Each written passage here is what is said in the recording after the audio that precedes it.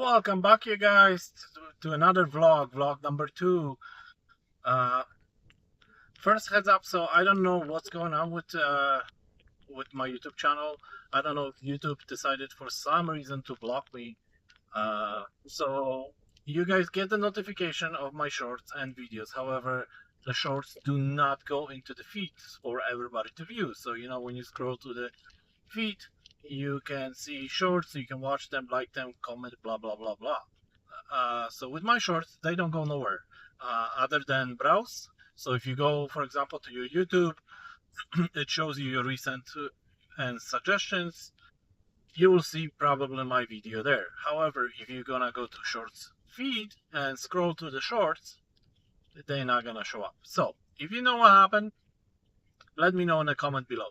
If you don't, I'm sorry, the shorts are coming, but unfortunately I have to go through the browse or directly through my channel.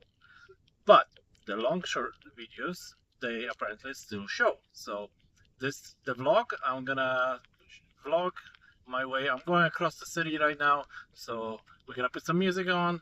You can enjoy the traffic and some crazy drivers if it happens. You never know what happens on the camera, and I'll talk to you when I get to my destination.